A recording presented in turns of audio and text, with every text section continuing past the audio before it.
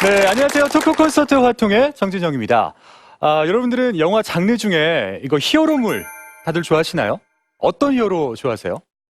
뭐 아이언맨도 있을 수 있고요. 배트맨 참 다양한데 이 초인적인 힘을 통해서 악당들을 제압하고 또 사회를 바로잡는 이 슈퍼 히어로들은 남녀노소 누구에게나 아주 인기가 많습니다. 그래서 오늘 토크 콘서트와 통해서는요, 영화보다 아주 더 흥미로운 역사 속 히어로들을 한번 만나보도록 하겠습니다. 오늘의 화끈한 멘토를 여러분들께 소개하도록 하겠습니다.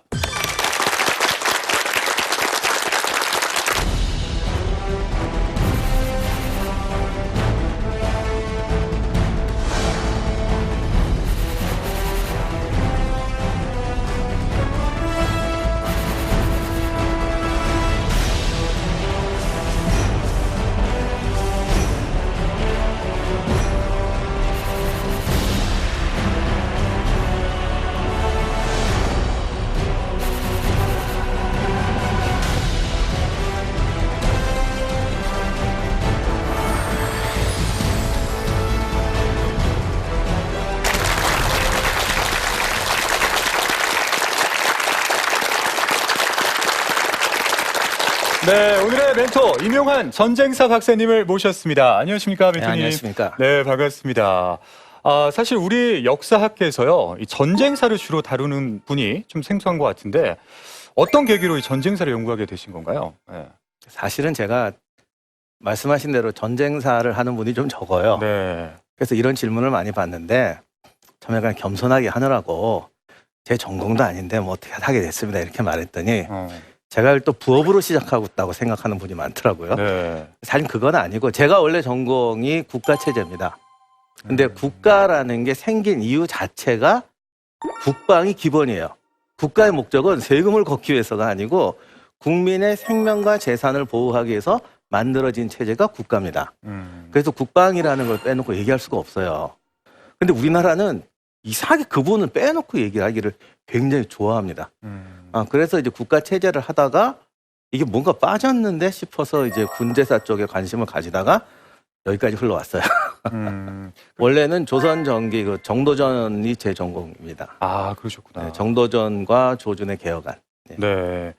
또 이 전쟁의 역사 하면은 전쟁을 승리로 이끈 영웅들을 또 빼놓고 이야기를 할 수 없을 것 같은데 이 멘토님은 어떤 영웅에게 가장 끌리시던가요? 제가 이런 질문을 자주 받는데 네. 저는 누구 개인을 좋아하는 게 아니라 모든 사람이 영웅이거나 영웅이 될 자질이 있다고 생각을 해요. 그리고 모든 영웅은 다 자기 한계가 있어요. 그래서 저는 개인을 존경하는 게 아니라 어떤 사람에게서 무엇을 배워야 할까 늘 이렇게 갑니다. 진짜로. 아, 그러시군요. 알겠습니다.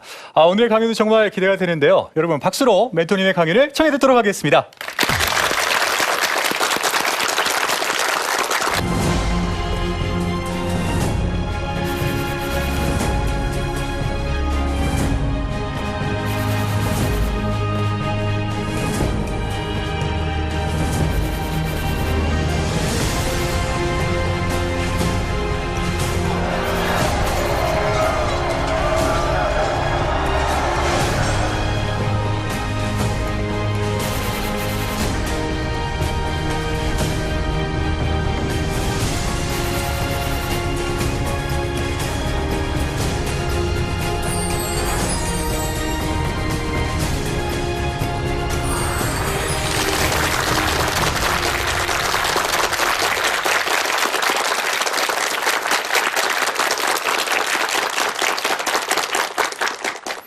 네, 반갑습니다.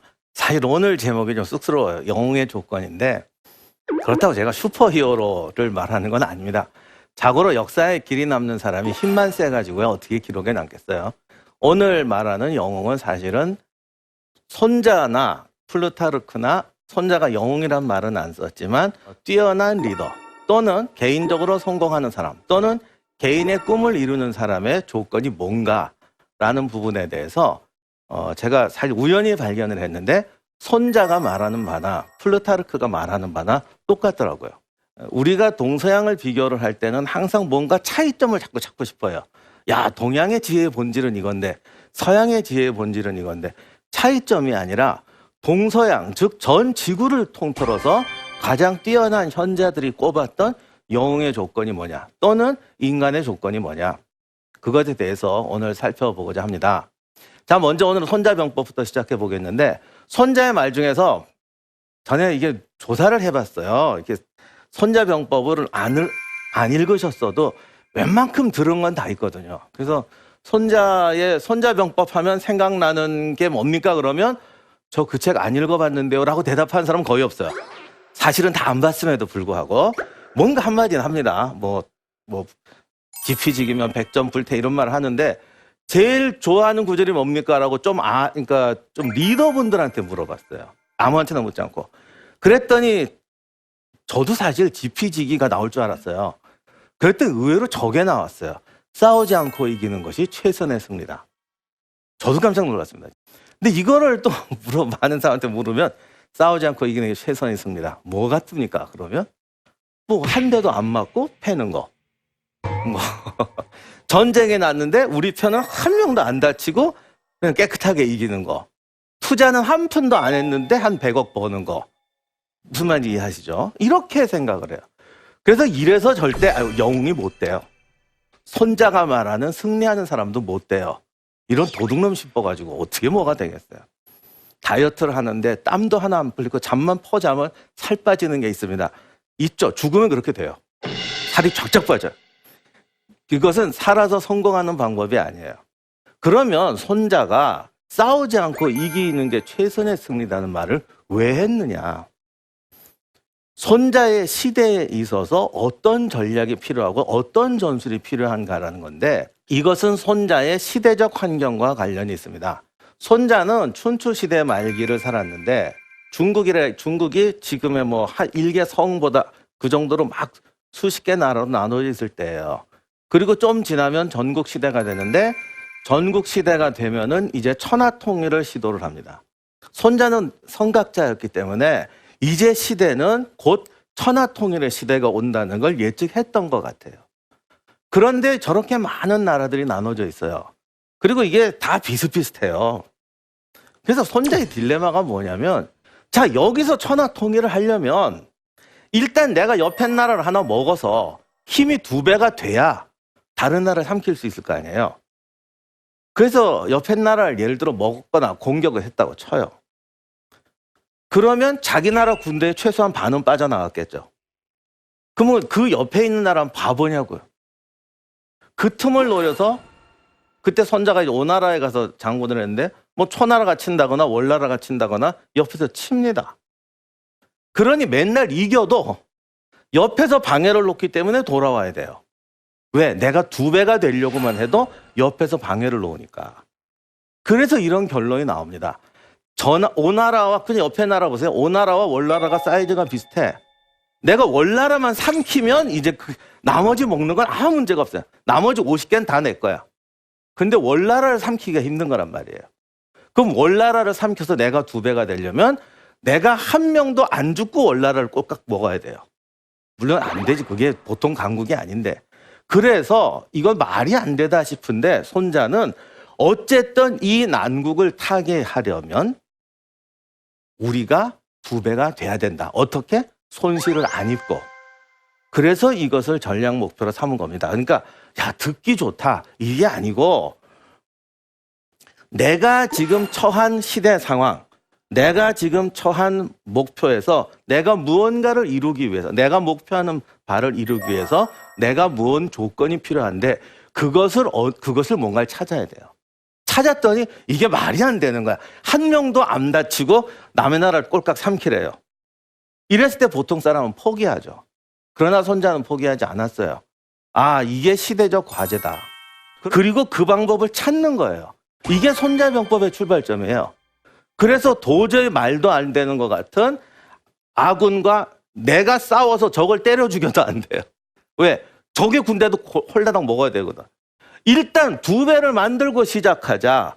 이것을 위해서 우리가 어떤 전략을 짜야겠는가 해서 시작하는 겁니다. 이게 첫 번째 영웅의 조건입니다. 왜? 대부분 사람들은 이렇게 안 합니다.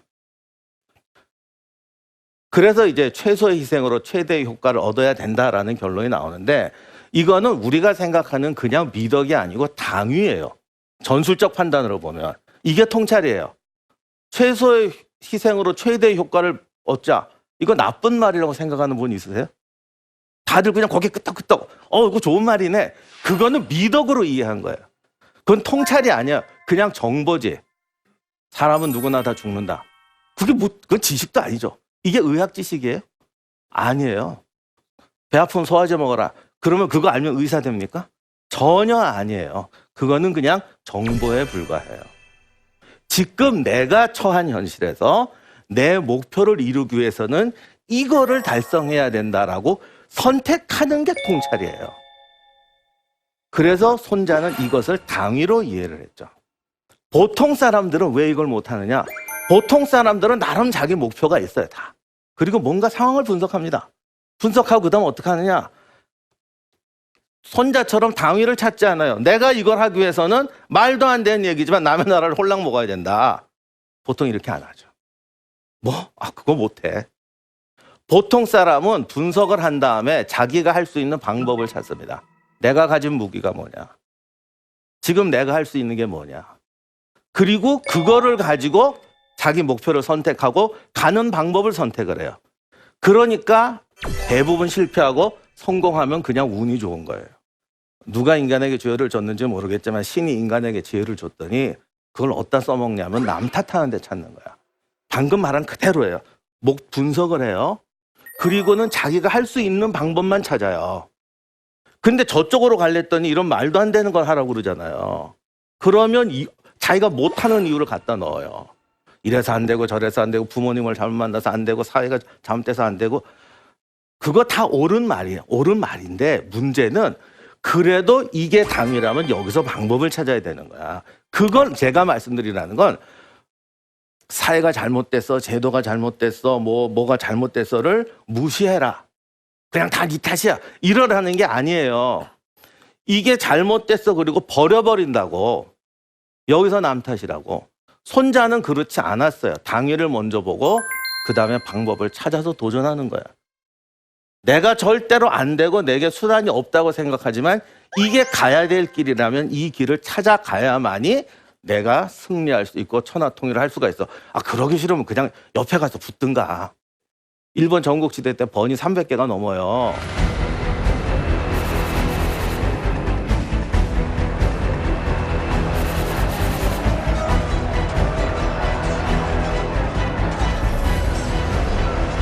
근데 이제 일본에 가면 무슨 전국인, 전국 영웅 이런 말들 해요. 그게 뭔 소리냐면 번이 3개가 넘는데 그 중에서 내가 패권을 차지해야지 이랬다는 건 10명도 안 된다고요. 나머지 애들은 그냥 기회 봐서 붙자. 아니면 나도 꿈은 있는데 그냥 떨어지면 하고 안 하면 말고. 왜 안 해? 우리 배가 엄청 세잖아. 얘도 엄청 세잖아. 우리나라는 돈도 없고 땅도 없고 말도 없어. 그냥 붙을래? 나도 꿈은 있어. 시켜주면 할 거야. 근데 하려고 보니까 난 이거밖에 없어. 나 안 해. 이래서 안 한 거예요, 그냥. 그래서 당위를 가지고 방법을 찾는 사람이 역사의 승리자가 된다는 거예요. 이게 전쟁사에서 뿐이 아니라 많은데 전쟁사에서 가장 극명하게 드러나는 게 독일의 케이스입니다. 제가 또 강의하니까 근데 이제부터 이제 얘기하는 게 1차 대전, 2차 대전 얘기를 해야 되는데 제가 전쟁을 일으키는 걸 잘했다. 그 얘기 하려고 하는 거 아니에요. 지금 당위와 방법을 찾는 거에 대한 사례로 말씀드리는 거예요. 지금 유럽에서 제일 잘 사는 나라가 어디예요? 독일이죠. 유럽 100만 장제의 절반이 독일에 있습니다. 지금 유럽에서 조금 이렇게 경제 힘든 나라들 있잖아요. 어쩌고저쩌고. 그 지원금이 어느 나라에서 다 오는지 아시죠? 독일이 다 줘요. 그러니까 지금 다 독일한테 빌어먹고 살아요. 진짜 심한 말로.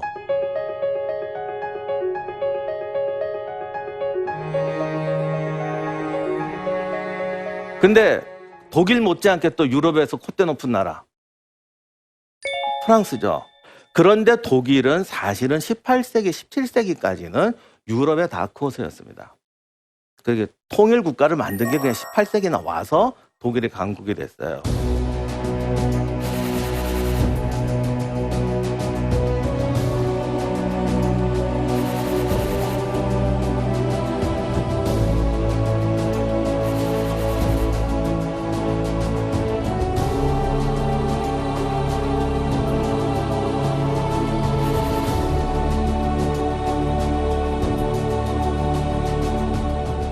그러니까 그때까지만 해도 지금처럼 세지 않아서 주변 나라들이 독일을 잡으려고 하죠.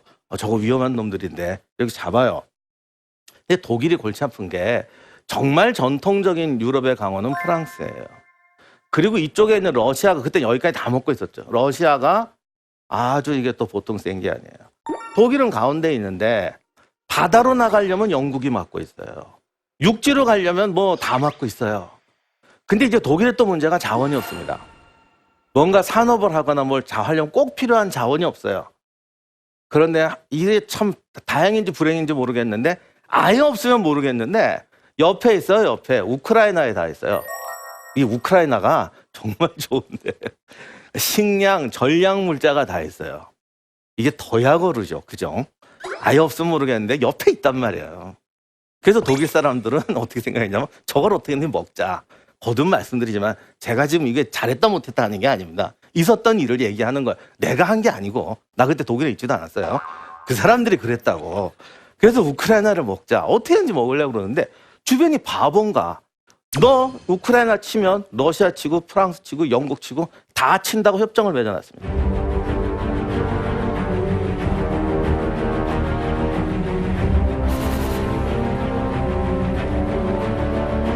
싸울 때 제일 골치 아픈 게 앞에 4명 싸우는 것보다 앞 뒤로 2명 놓고 싸우는 게 더 힘들어요.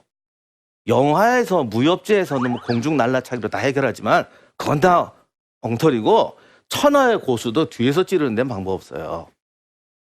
그래서 이 양면 전쟁이라는 건 적어도 10배의 전력이 필요합니다. 근데 10배는 그냥 지금 1대1로 붙어도 안 돼요. 그러면 이거 어떻게 해야 돼? 포기해야죠. 이거 얼마나 좋습니까? 하나님 왜 우리를 이런 놈의 땅에다 냅뒀습니까? 땅은 왜 안 주고 왜 옆에는 러시아를 두고 옆에는 두고 어떻게 할래? 뭐 못해? 이러면 그만이에요. 근데 독일이 이때 우리가 살아나가기 위해서는 무조건 여기를 먹어야 되는데 그러면 러시아하고 프랑스를 쳐야 된다. 프랑스와 양면 전쟁을 해야 된다. 이거 어떻게 할 거니? 이걸 당위로 내놨어요. 먼저 프랑스를 치자. 프랑스를 쳐서 왜냐하면 러시아는 땅이 넓어서 러시아가 독일까지 오는데 6주가 걸립니다. 그때 군대 동원해서 여기까지 오는데 그러면 6주 안에 프랑스를 확 먹어버리고 전군을 돌려서 러시아를 치면 이길 수 있다. 이런 방법을 내놓습니다. 물론 이거는 고양이 방울당 달기예요. 요즘 말로 하면 6주 만에 중국을 치고 군대를 돌려서 미국을 치자. 뭐 이런 얘기 같은 거예요. 저 옛날에 농담이 있잖아요. 뭐 코끼리를 냉장고에 넣는 법, 냉장고 문을 연다, 코끼리를 넣는다, 닫는다. 지금 이런 얘기입니다. 그랬더니 누가 그랬어. 그런 냉장고가 어디 있어? 그건 나중이고 일단 냉장고를 넣는 거 그렇잖아요. 틀린 말이 하나도 없잖아요. 그리고 이제 시작을 했어요. 그리고 어떻게 하면 6주 만에 프랑스를 치고 할 것. 이게 이제 당위가 된 거예요. 방법은 없죠. 보통은 여기서 포기합니다. 근데 독일은 이게 우리의 운명적 과제니까 해야 된다라고 한 거예요. 이게 손자가 말한 싸우지 않고 이기는 법하고 내용이 다 겉으로 보면 다른 것 같잖아. 손자는 싸우지 말고 이기자고 그랬고 독일은 양쪽으로 싸워서 이기자고 그랬으니까 다른 말 같지만 사실 같은 뜻이에요. 내가 내 목표를 이야기하기 위해서 당위를 놓고 거기에 자기를 맞추는 거죠. 그래서 6주 만에 이걸 프랑스를 치고 독일을 치기 위해서는 어떻게 해야 될까? 이때부터 독일은 모든 국력을 기울여서 그 방법을 찾기 시작해요. 그리고 이거는 단지 군대의 싸움이 아니라 국가의 과제잖아요. 교육제도까지도 바꿔요. 독일이 진짜 자원이 없는데 제일 중요한 게 전쟁을 하면 화약이 필요한데 화약 만드는 재료도 없어요. 그때만 해도 그 무슨 광석에서 탄약 재료를 뺐거든요. 초석이라고. 근데 그 만드는 게 질산염인데 공기 중에 제일 많은 게 뭡니까? 질소잖아요. 그래서 독일이 이때부터 화학에 투자를 해서 지금도 노벨 물리학상 화학상에 독일 학자들이 되게 많아요. 그래서 공기 중에서 질소를 빼가지고 질산염을 만드는 것을 독일에서 개발합니다. 그래서 독일이 국가적으로 화학에다 제일 많이 투자를 해요.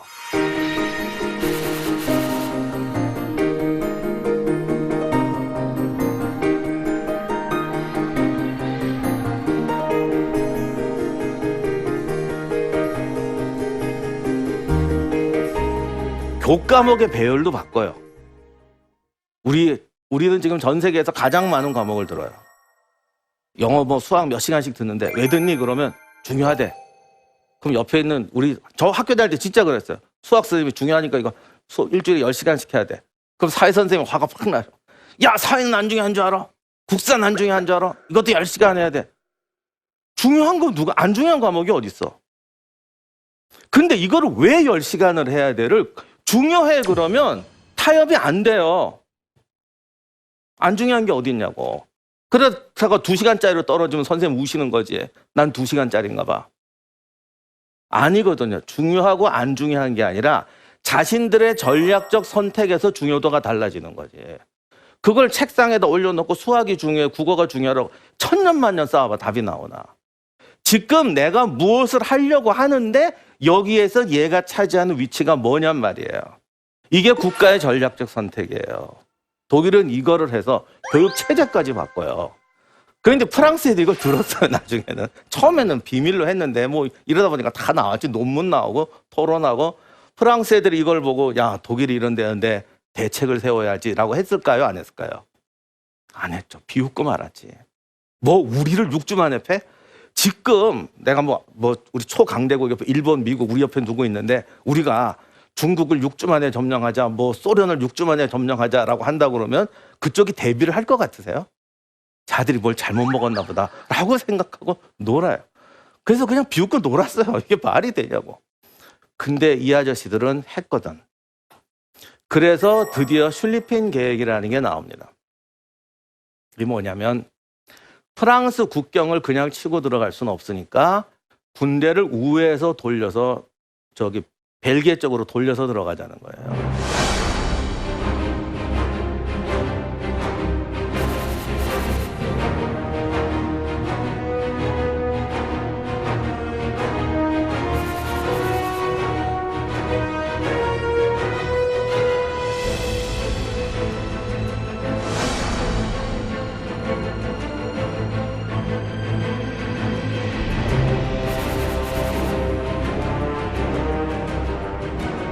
근데 그 당시에는 되게 보병 위주였거든요. 그러다 보니까 저기를 이렇게 쓸고 지나가려니까 군대가 한두 명이라 백만 명, 200만 명이 필요해. 근데 군대가 자, 오늘부터 전쟁 시작한다. 이렇게 해서 전쟁할 수 없어요. 전쟁하려면 장비 모아서 준비하는 데만 해도 시간이 어마어마하게 걸립니다. 그러면 저기다가 100만 명을 벨기에 국경에 집결시키면 바보입니까? 다 알지. 지금처럼 인공위성은 없어서 지금처럼 모르지만 그래도 다 압니다. 그래서 말도 안 되잖아. 그랬더니 독일이 또 어떻게 하냐면 예비군을 동원해서 채우자. 지금처럼 정보가 빨리 가지는 않으니까 일반 군대가 가서 딱 집결하면 아는데 예비군 동원령 내려서 확 갔다가 하면은 한 15일 만에 그러니까 일주일인가 열흘 만에 들어갈 수 있다. 그랬더니 이게 또 말이 안 되는 게 예비군 100만 명을 동원해서 열흘 만에 전투 시작한다고? 절대 안 돼요. 지금도 안 돼요.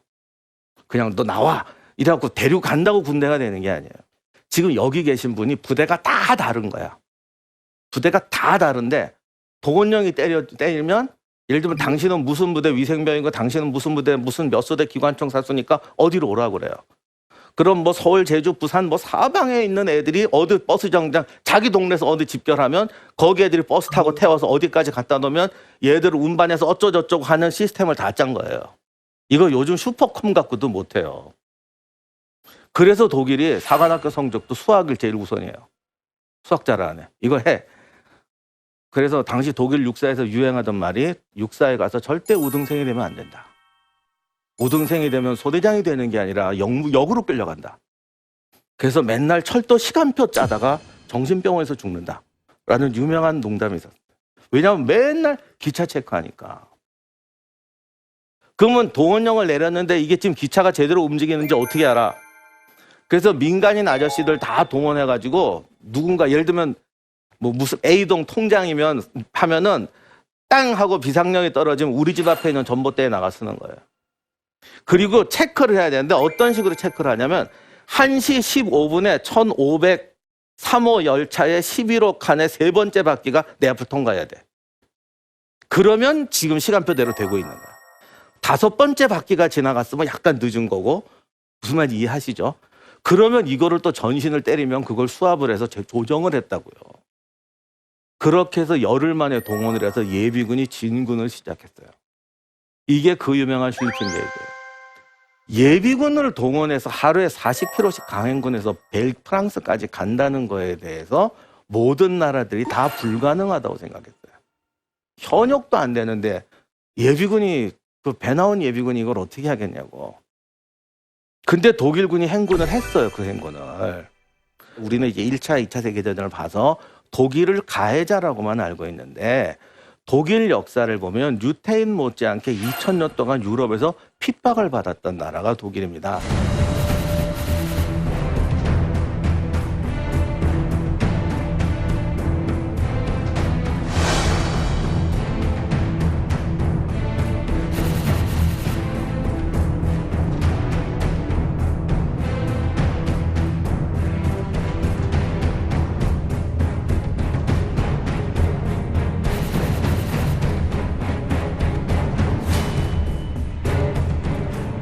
저놈이 뭔 일 나면 큰일 나 그래가지고 2000년 동안 독일을 두드려 팼어요.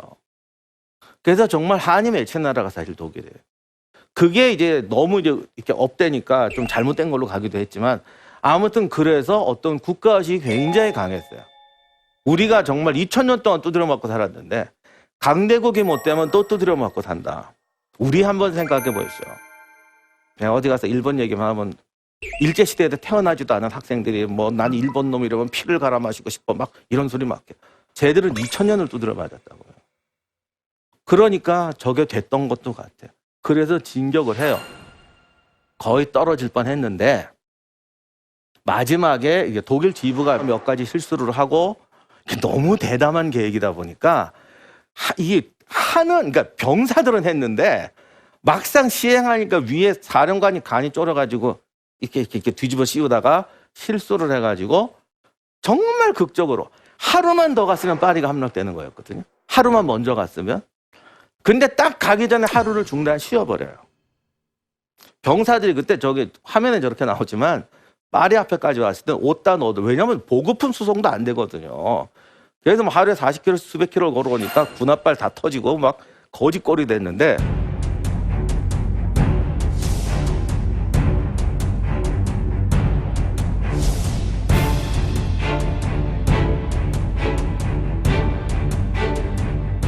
병사들은 그래도 병사들은요 이기고 성공한다고 그러면 지난 노력이 아까워서도 하려고 그래요. 오히려 병사들은 사기가 올라가고 가자 이제 다 왔다 가자 그러는데 중지 휴식 이런 거. 이거 뭐야 하고 있는데 이게 마른강이라고 역사적으로 싸움 참 많이 하는 강인데 그 강 앞에서 휴식을 해버렸어요 독일군이. 그랬더니 프랑스군이 그때 이때 있는 상황을 알아가지고 프랑스도 저력이 있는 국가라 파리에 있는 모든 승용차를 동원해갖고 버스에는 무기를 싣고 택시에는 병사를 치른다. 한 대에 7명씩 탄다. 정확히 7명씩 태워가지고 전선으로 수송을 했습니다. 그 택시가 지금도 보존이 돼 있더라고요. 이 보기엔 뻔때 나는데 여기다 7명 어떻게 탔는지 모르겠어요. 하여간 그래서 딱 하루 만에 프랑스군 방어선이 쳐지니까 지친 독일군이 패배하면서 실리팽 계획이 실패를 해요.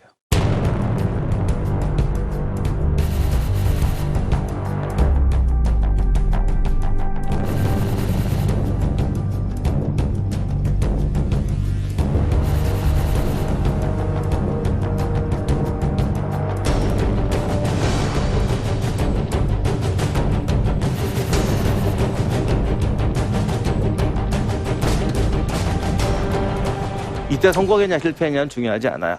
중요한 건 그렇게 해서 결국 독일 1차 세계대전에서 실패했지만 독일이 땅이 딴 나라로 간 게 아니잖아요. 독일이 했던 목표 싸우지 않고 이겨야 된다가 아니고 두 나라와 동시 전쟁을 해야 하고 프랑스를 6주 만에 함락시켜야 된다는 절대 명제는 없어지지 않았어요. 그대로 있는 거죠. 그래서 독일은 단지 전쟁을 준비한 게 아니라 이 말도 안 되는 6주 전쟁을 또 하기 위해서 준비를 합니다. 근데 주변 나라들은 한 번 실패했으니까 안 하겠지라고 다 들어 누웠어요. 이게 또 영웅과 아닌 사람의 차이. 그러니까 다시 말하지만 방법을 보고 당위를 선택하는 사람과 방위를 보고 방법을 개발하는 사람의 차이가 이렇게 크다고요. 프랑스나 러시아엔 바보만 있겠어요. 그런데 이게 안 돼. 걔들은 절박하지 않거든. 그러니까 이제 끝났지라고 했는데 독일은 또 고민하기 시작했어요. 그때 나온 게 탱크였습니다. 1차 대전 끝에 탱크가 나왔거든요. 아이러니하게도 탱크를 제일 먼저 만든 나라는 영국이에요. 그 탱크를 오늘날 탱크처럼 만든 건 프랑스예요. 프랑스의 르노 탱크가 1차 대전 때 제일 잘 나온 명품이에요. 근데 정작 프랑스 애들은 르노 만들어 놓고 좋은 거 하나 만들었네? 다음엔 뭐 만들지? 이랬어요. 근데 독일 애들은 그 르노 탱크를 보고 깨달은 게 저거다. 우리 걸어가지 말고 탱크로 가자. 그래서 또다시 육주에 도전을 하는데, 하지만 남학생들은 독일 탱크 그럼 좀 이런 거 아는 사람 뭐 타이거 탱크 그러고 뭐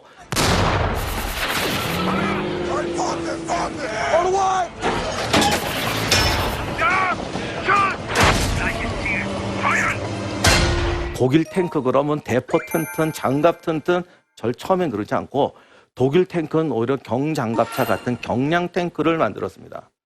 다들 무거운 탱크 만들어야 된다고 할 때 왜 독일은 전격전은 6주 만에 날랐어야 됐거든요. 그래서 6주 만에 가기 위해서 얘들은 기동성 있는 탱크 전략을 생각을 했어요.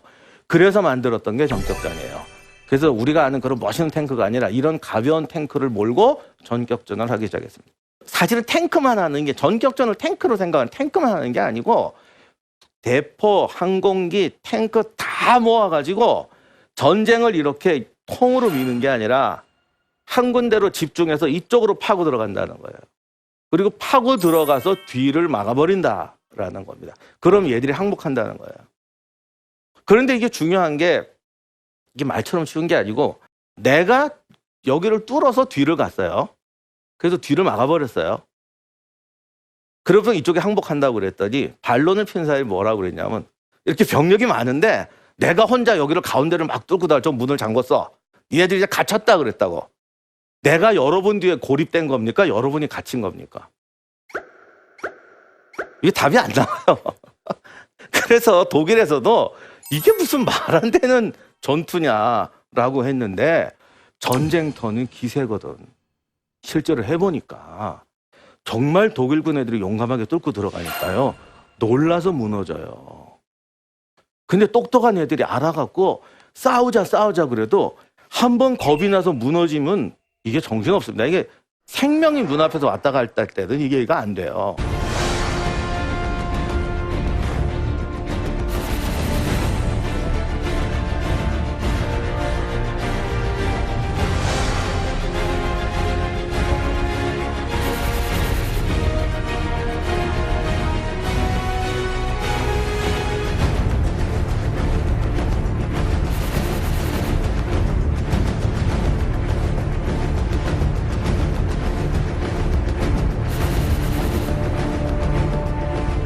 후방에서 부대가 왔거든요.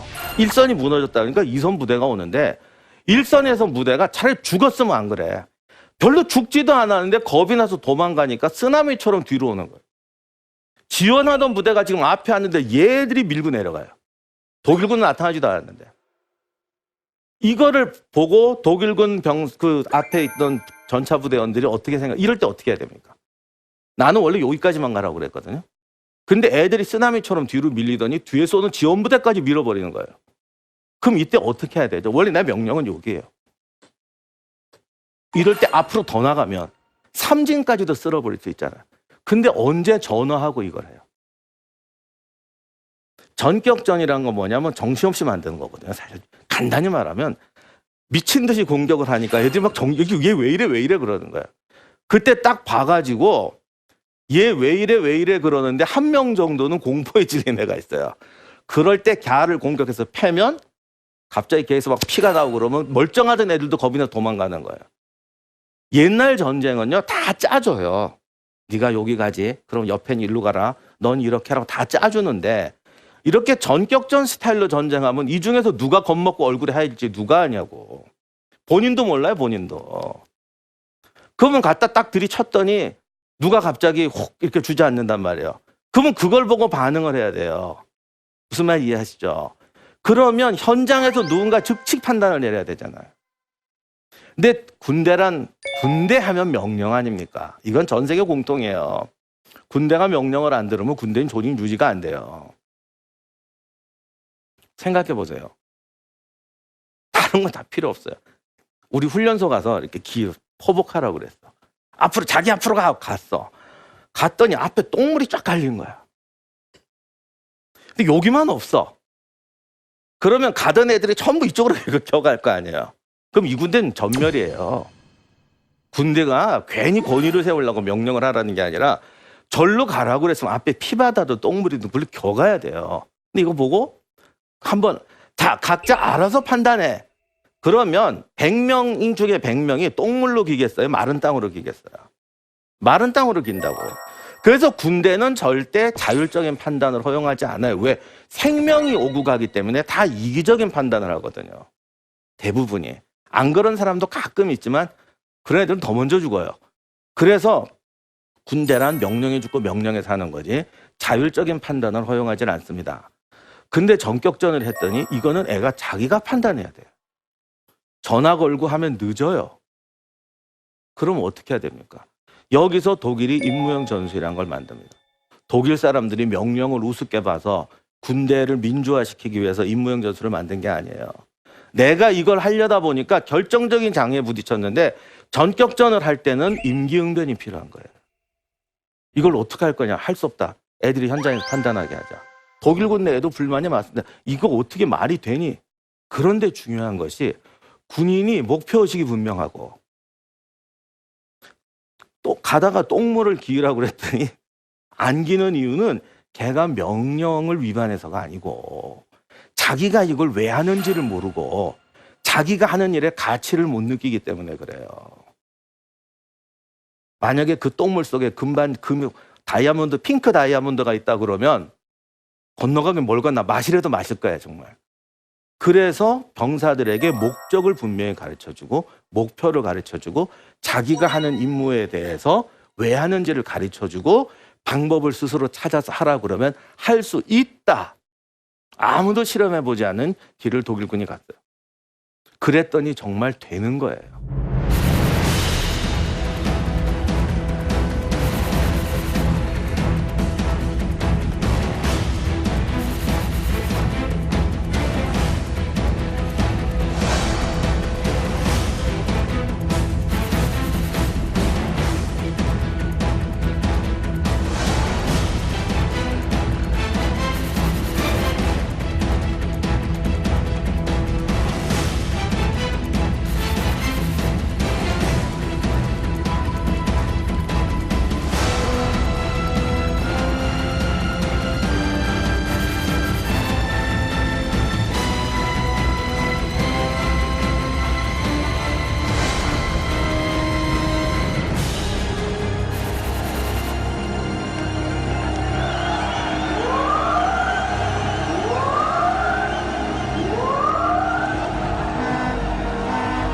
자, 그러면 제가 영우의 조건이 뭐냐고 말씀드렸죠. 보통은 당위와 방법 때문에 포기하는데 당위를 향해서 방법을 찾는 사람. 근데 문제는 이 방법이 아무도 성공한 적도 없고 실험해 본 적도 없는 방법이라는 거예요. 지금까지는 제가 손자를 갖고 얘기를 했어요. 그럼 플루타크는 뭐냐? 사람이 사례가 나와요. 둘이 그게 좀 다른 것 같은데 똑같은 게. 헤라클레스 누구나 다 알아요. 모르는 사람 없어요. 슈퍼히어로 힘만 세네. 헤라클레스는 뭐 신의 아들이라고 그래요. 또 로물루스는 전쟁의 신 마르스의 아들이라고 그래요. 이거 보면 벌써 기분 나빠요. 아, 이게 흑수저는 역사책에 남을 데가 없구나. 봐라, 저거 아버지가 이 역사를 잘못 배우면 이렇게 돼요. 이게 신화야. 사람들이 생각하는. 그럼 사람들은 왜 헤라클레스를 제우스의 아들이라고 그랬냐? 그게 마음 편하거든. 나는 흑수저인데 자는 금수저. 금수저도 아니고 뭡니까? 신의 아들이잖아. 그래서 헤라클레스가 성공하고 나고 로물루스가 성공하고 나니까 다 신의 아들이라고 갖다 붙였어요. 물론 뭐 자기가 권력을 위해서 그런 것도 있지만 사람들은 이게 편한 겁니다. 내 핑계가 되잖아요. 근데 진짜 역사 속의 헤라클레스는 누구냐? 로물루스는 누구냐? 사실을 플루타르크가 말하는 두 사람은 아버지가 누군지 모르는 사람이에요. 옛날 고대 기록에서 아버지가 누군지 모른다는 건 신분이 낮다는 의미예요. 신분이 낮아서 떠돌이 생활을 하던 사람인데 자기도 마을에 지나서 떠돌이 생활을 해요.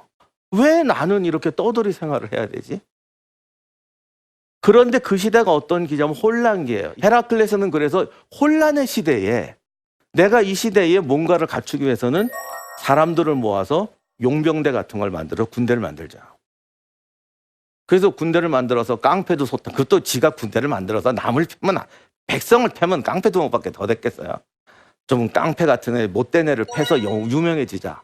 그래서 그걸 시작했어요. 그랬더니 헤라클레스만 하는 게 아니라 딴 놈이 또 하는 거야.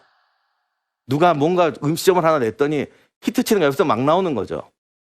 그때 헤라클레스가 아주 놀라운 대담한 작전을 씁니다. 왜? 이거 안 되겠네. 내가 유명해지려면 남보다 정말 달라야겠네. 그래서 이때부터 헤라클레스가 어떻게 하냐면 강도로 소탕하러 갈 때 자기 거로 안 싸우는 게 아니라 상대 거로 싸우는 거예요. 요즘 말로 하면 격투기인데 상대가 권투 선수 출신이에요. 나는 유도 선수 출신이야. 그럼 나는 유도를 하고 쟤는 권투를 해야 되잖아. 나 유도 버려. 권투로 붙어. 그래서 권투 챔피언을 패. 이겨. 그 다음에 붙었더니 얘는 쿵우 챔피언이래. 그래 쿵우로 하자. 이래가지고 다 꺾으니까 요즘 격투계도 이런 사람 없는데 아마 이런 사람 나오면 어마어마하게 떼돈 벌.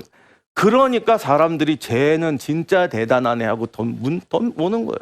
아무도 생각하지 못한 방법인데 왜 아무도 생각하지 못했냐면 너무 위험한 방법이라서 안 한 거예요. 근데 사실 그보다 더 중요한 거는 헤라클레스나 로물루스 같은 사람이 한 시대의 지도자가 되겠다고 나서는 그 자체가 대단한 거예요. 그거는 그냥 객기가 아니고 시대 변화를 보고 이 시대가 오히려 나 같은 사람이 나설 수 있는 때다라고 해서 한 거죠. 그래서 로물루스도 똑같은 건데 로물루스는 저기 전설에는 뭐 신의 아들이고 어쩌고저쩌고 그러는데 역사책에는 그냥 불황자 몰락한 사람들만 모았어요. 그래서 압제한 거 왕국을 세우는 거예요. 근데 로물루스가 여기 어떤 이게 고생하는 사람들 같아서 야 나를 따르라. 그냥 영화인이 그냥 성공하잖아요. 그렇게 성공할 줄 알았더니 얘들은 평생 노예하고 남의 밑에서만 살던 애들이라 나 이제 됐어.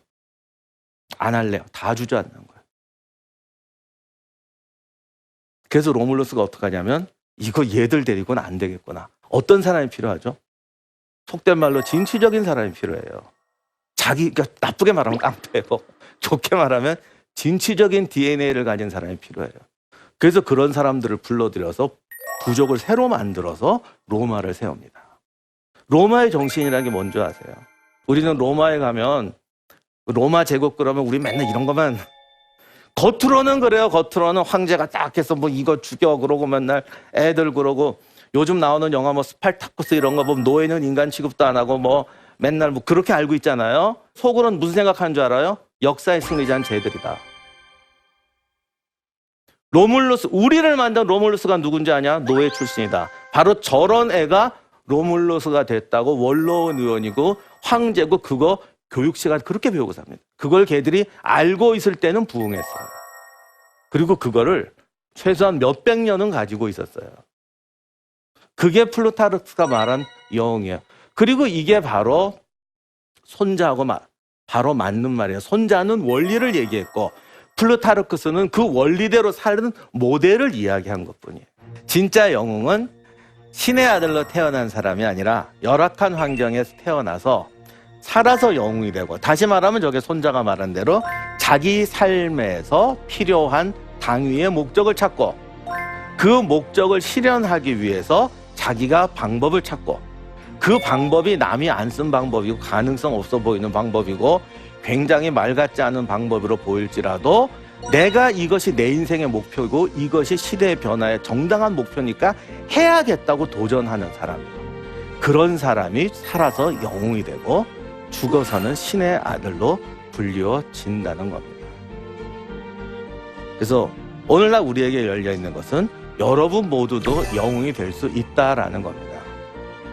모든 영웅은 남을 따라가거나 방법을 보고 내가 지금 가진 할 수 있는 방법을 보고 목표를 선택하는 사람이 아니라 내 목표를 보고 내 방법을 창조하는 사람이다. 잊지 마시기를 바랍니다. 그리고 제가 맹세코 얘기하는데 이것을 실천하는 사람은 분명히 신의 아들이 될 수 있습니다. 이상으로 오늘 강연을 마치도록 하겠습니다. 감사합니다.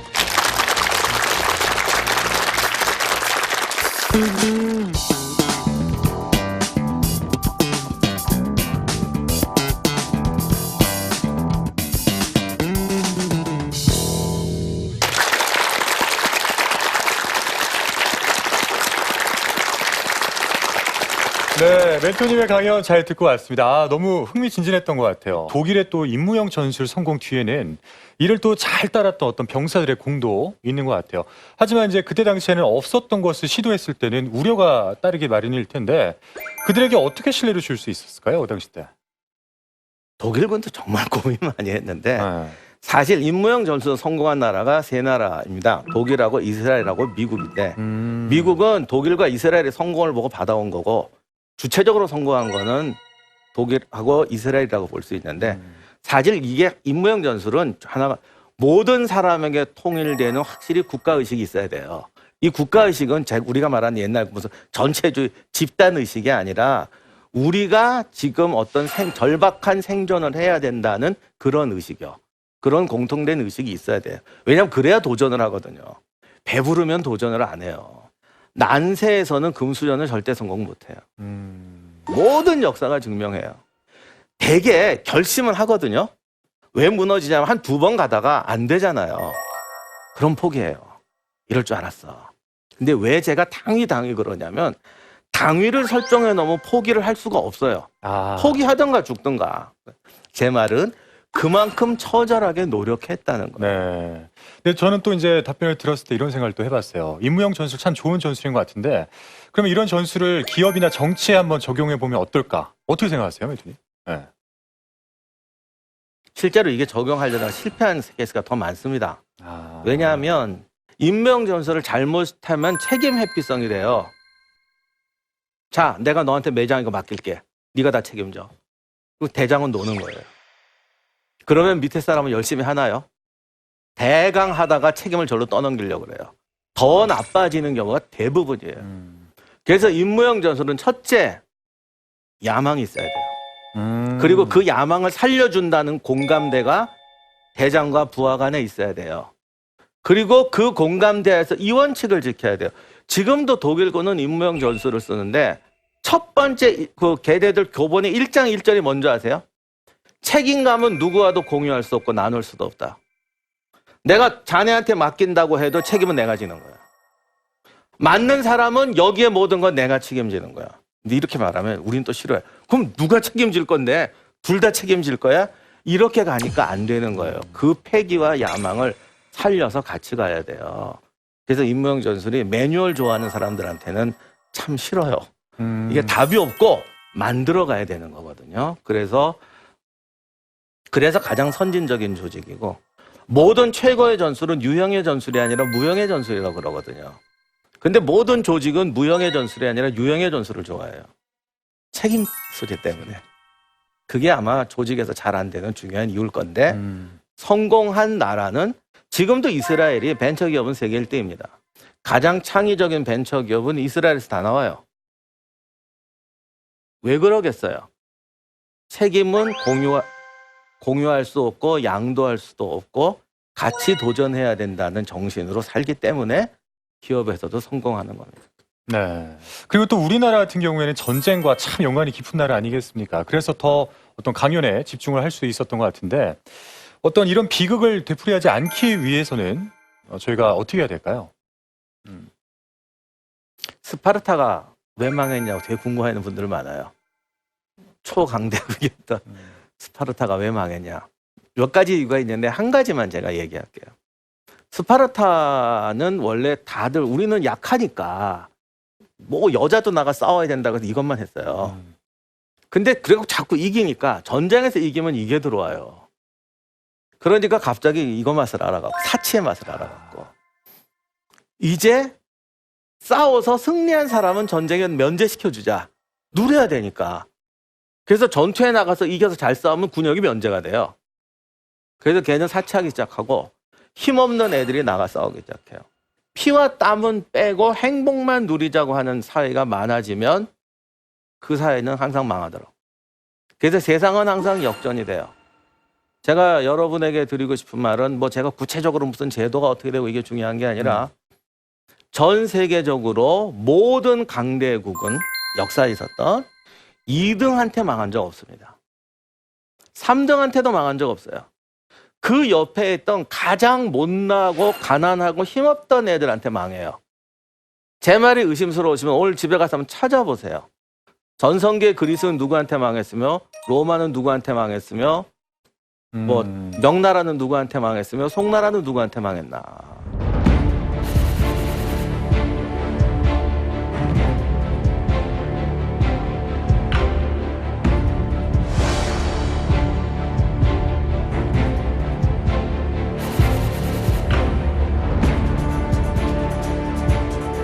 왜 그러냐? 물질과 부가 풍족해지면 피와 땀을 싫어하게 되고 아까 자기가 못하는 방법은 버린다는 것처럼 피와 땀을 안 흘리는 방식으로 나라를 유지하고 지키려고 합니다. 그러면 꼭 망하더라고요. 수메르 속담에 그런 게 있어요. 약한 나라의 문 앞에는 적이 끊이지 않는다. 그래서 평화를 사랑한다면 평화를 누리고 살 것이 아니라 평화를 절제하고 사는 노력이 필요합니다. 그것이 우리가 누릴 수 있는 최선의 평화고 항상 고통과 노력과 준비 속에서 평화는 지키는 거지 유지하는 게 아닙니다. 일상에서도 크고 작은 협상이 놓이게 되는데요. 싸우지 않고 승리하는 방법을 어떻게 적용할 수 있을까요? 제가 처음에 말씀드렸지만 싸우지 않고 이기는 게 최선이라고 싸우지 않고 이기는 거를 따라가면 그렇게 돼요. 싸울 수도 있고 내가 손해볼 수도 있어요. 중요한 건 내가 지금 추구하는 목표에 최선의 걸 찾는 거예요. 그러니까 손자봉법이든 뭐든 싸우지 않고 이긴다는 것에 너무 몰두하면 안 돼요. 싸우지 않고 이기는 게 중요한 게 아니라 내 목표에 가장 합당한 걸 찾는 거예요. 연애할 때 이런 말 하면 좀 뭐하지만 옛날에는 남자들 주머니가 그렇잖아요. 그럴 때 집에서 연습해야 돼요. 음식값 같은 거 지불할 때 평소에 부들부들 떨던 애는 주머니에서 손 나올 때도 떨린다고. 그러니까 그냥 딱 그때만 우리 시대는 그랬거든. 딱 써야 돼. 연습하고 써야 돼요. 엄청 손해봤잖아요. 근데 손해본 겁니까? 그날 얻는 겁니까? 얻은 거잖아요.